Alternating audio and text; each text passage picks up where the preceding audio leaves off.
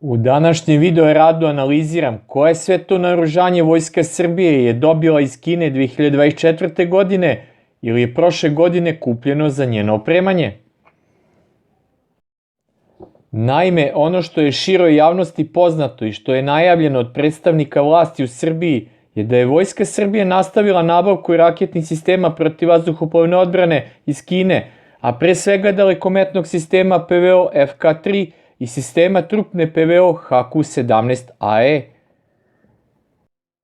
S obzirom da se zna da je Srbija za svoju vojsku već nabavila iz Kine raketni sistem PVO FK-3 u količini od 1 diviziona, za koji je rečeno da je nabavljen sa 4 baterije, a kasnije sa 3 baterije, dalja nabavka ovog sistema je logična. To je sasvim očigledno, jer postojeća količina samohodnih lansirnih oruđa u okviru nabavljenih baterija, odnosno 1 diviziona FK-3, nije dovoljna da se pokrije ceo vazdušni prostor Srbije. Zbog toga je predsjednik Srbije u Nišu u februara prošle godine na taktičko-tehničkom zboru povodom državnog praznika Sretenje, prilikom obilaska sistema PVO dugog dometa FK-3, izjavio: "Svi misle da nam je potrebno 6 umesto 3 baterije", dok je prema informacijama iz Ministarstva odbrane Srbije za potrebe ratnog vazduhoplovstva i protivvazduhoplovne odbrane Srbije već nabavljeno 4 baterije ovog sistema. Sve u svemu jasno je da je minimum 2 diviziona, odnosno minimum 6 do 8 baterija, dovoljno da se oformi teritorijalna PVO kupola iznad čitave Srbije sa ovim raketnim sistemom PVO, kao sistemom PVO najvišeg ranga u Vojsci Srbije. Ono što široj javnosti nije do danas bilo poznato je da je u sklopu nabavke novih baterija, odnosno formiranja 2 diviziona raketnog sistema FK-3 za odbranu vazdušnog prostora Srbije, nabavljena nova verzija sistema FK-3, verzija FK-3B, koji koristi nove rakete. Nova varijanta FK-3B ima vertikalno lansiranje raketa koje joj omogućavaju da dejstvuje po ciljima u vazduhu u krugu od 360 stepeni, odnosno ne mora više da usmerava lansirne cevi prema rejonu očekivanja na dolaska ciljeva. FK-3B obezbeđuje regionalnu, tačkastu usmerenu i trupnu protivvazduhoplovnu odbranu presretanjem različitih ciljeva kao što su avioni sa fiksnim krilima, bespilotne letelice, krstareće rakete, taktičke rakete vazduh-zemlja i helikoptera u složenim meteo uslovima danju i noću i u uslovima elektronskog ometanja od strane protivnika. Raketni sistem protivvazduhoplovne odbrane FK-3B se odlikuje dvostrukim načinom vođenja raketa, što obezbeđuje njihovu dobru otpornost na elektronska ometanja. Ima mogućnost korišćenja više tipova raketa istovremeno, što kod sistema FK-3A nije slučaj. Takođe ima mogućnost mrežnog delovanja za formiranje višeslojnog sistema PVO u okviru formiranja PVO kupolet koju je najavio načelnik Generalštaba general Milan Mojsilović. Takođe, nove rakete za sistem PVO FK-3B imaju povećan maksimalni domet od minimum 120 km. FK-3B ima sposobnost delovanja na višestruke ciljeve u vazdušnom prostoru, jer se može istovremeno voditi do 12 raketa za presretanje do 6 ciljeva u vazduhu. Nova raketa za raketni sistem FK-3B je univerzalna i modularna raketa koja se može lansirati sa istog lansera kao i raketa FK-3A i koristi se za uništavanje ciljeva u vazduhu većih gabarita, kao što su rakete, raketni projektili, vođene bombe i bespilotne letelice sa fiksnim krilima. Manja raketa koja služi za blisku PVO ima aktivno radarsko samonavođenje, što znači da može da dejstvuje po principu ispali i zaboravi kada glava za samonavođenje zaključa svoj cilj. Ova manja raketa ima sposobnost da uništava municiju sa telom veće debljine, što znači da može uništavati žilave ciljeve poput artiljerijskih projektila.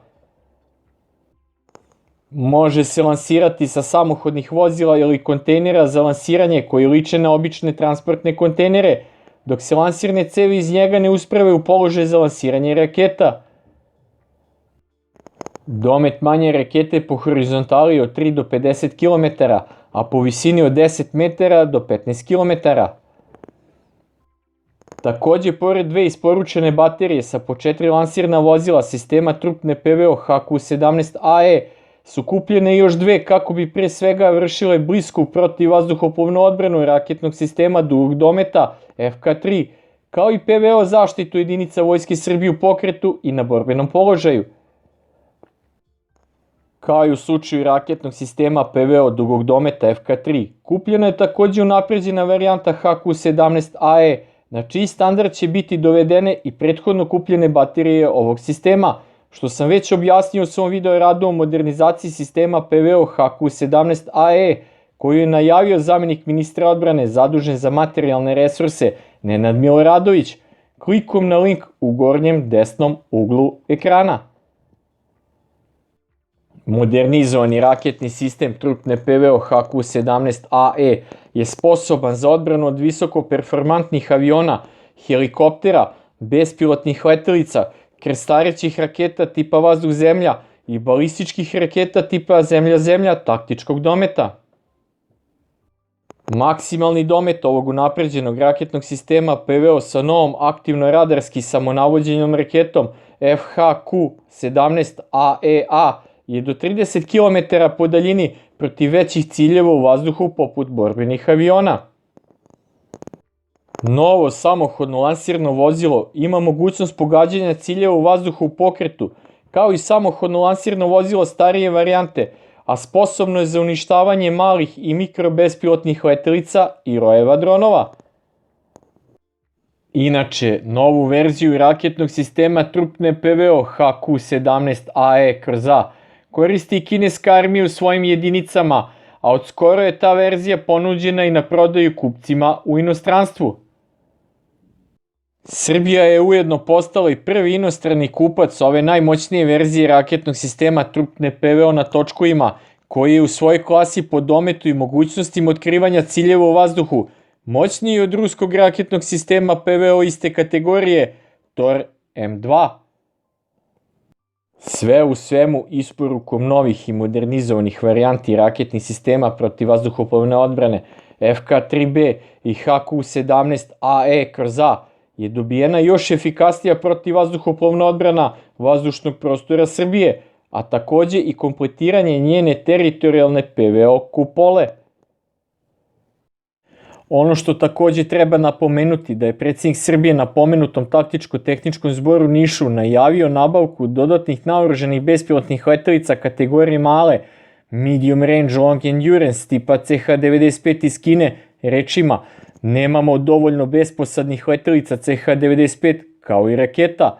objašnjavajući da su mnogo bolje od CH-92A i da bi bilo dobro da ih Srbija još nabavi, i najavio da će se kupiti još, kao i raketa FT-8B, kojih trenutno verovatno nema više od 20-ak, jer su i za bespilotne letelice CH-92A kupljene svega 10-ak FT-8C laserski navođenih protivoklopnih raketa. To znači da će približno ista količina biti nabavljena i u novoj tranši, tako da će izviđačko-jurišna komponenta ratnog vazduhoplovstva Vojske Srbije brojiti oko 20-ak ovih bespilotnih letelica iz Kine, koje su, kako je on naveo, povoljne, a vrlo efikasne za dejstvo po ciljevima na zemlji.